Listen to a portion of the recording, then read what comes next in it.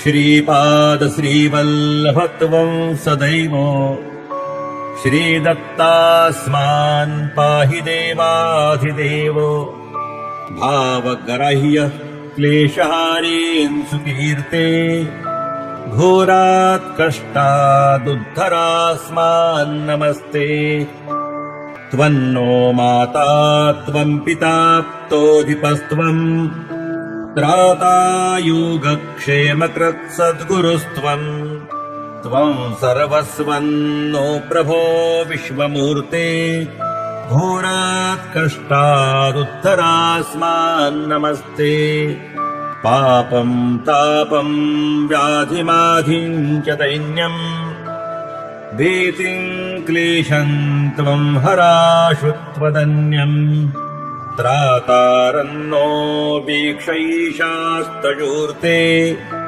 घोरात् कष्टादुद्धरास्मान् नमस्ते नान्यस्त्राता नापि दाता न भर्ता त्वत्तो देवत्वं शरण्योकहर्ता कुर्वात्रेयानुग्रहं पूर्णराते घोरात् कष्टादुद्धरास्मान् नमस्ते धर्मे प्रीतिं सन्मतिं देवभक्तिं सत्सङ्गाप्तिं देहि भुक्तिं च मुक्तिं भावासक्तिं चाखिलानन्दमूर्ति घोरात् कष्टादुद्धरास्मान् नमस्ते श्लोकपञ्चकमेतदियो लोकमङ्गलवर्धनम्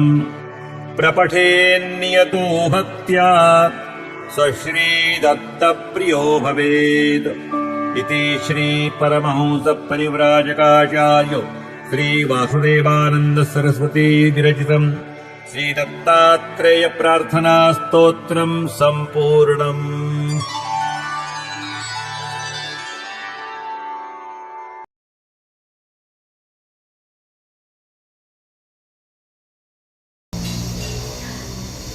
आता आपण जे घोर कष्टोद्धरण स्तोत्र वाचलं आणि ऐकलंही, ती रचना केली आहे टेंबे स्वामींनी.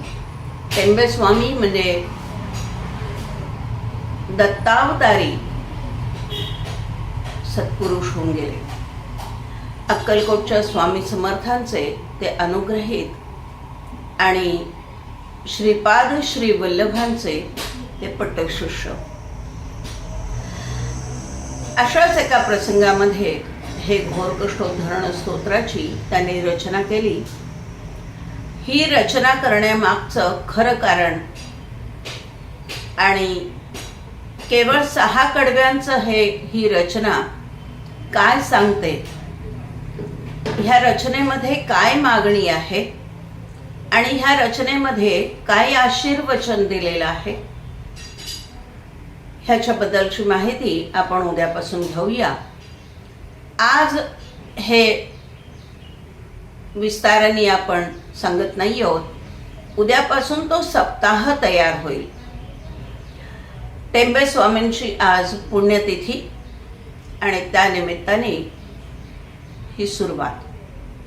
धन्यवाद.